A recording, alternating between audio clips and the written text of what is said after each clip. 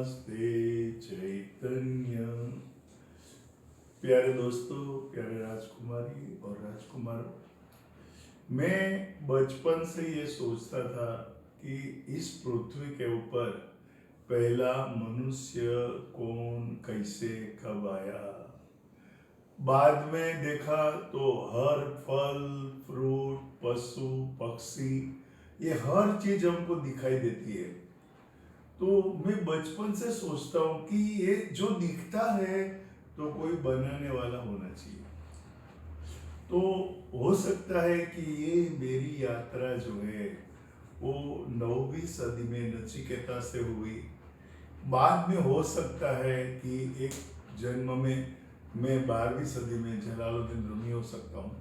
ये दो जो पात्र है ना, वो आत्मा के बारे में कहते हैं।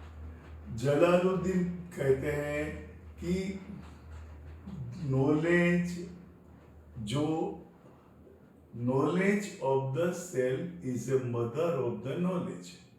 तो ये जो आत्मा के बारे में आज 12वीं सदी 9वीं सदी नचिकेता जो है वो यमराज को पूछते हैं कि ये जो आत्मा है उसका रहस्य क्या है। तो ये जो मुझे 3 साल पहले मिला, तो मैं भी सोचते कि ये क्या है जो मुझे मिला। समस्त ब्रह्मांड को सर्जन करने वाली विराट चैतन्य शक्ति का हम पवित्र दिव्य अंश है।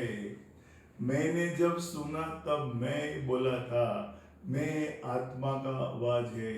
आप मैं बोलूंगा तो आपको हम समझना है।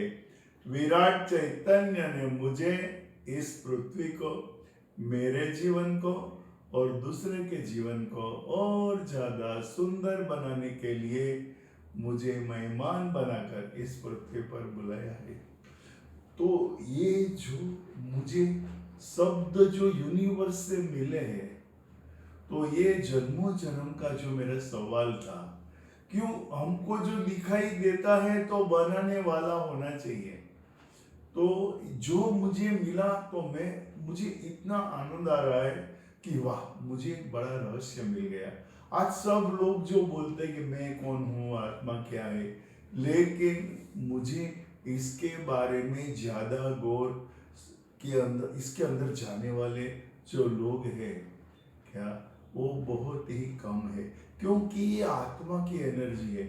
अभी आप सिंपल देखो, हम बोलते हैं, देखते हैं, सुनते हैं और मूवमेंट करते हैं।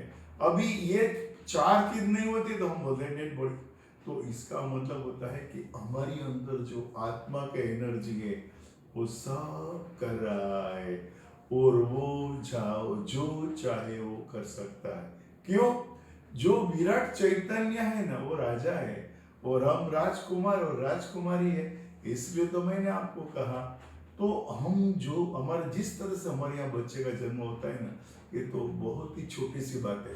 आप जो चाहे वो कर सकते हो, सिर्फ हमको पॉजिटिव बनना है। मैं आज 12 से 15 साल हो गया, मैं पिक्चर नहीं देखता हूँ, टीवी नहीं देखता हूँ, पेपर नहीं पढ़ता हूँ। आप है ना सिर्फ खाली पॉजिटिव हो जाओ। क्यों? हमारा जो आत्मा की एनर्जी है ना, उसका काम मैनिफेस्ट करना है।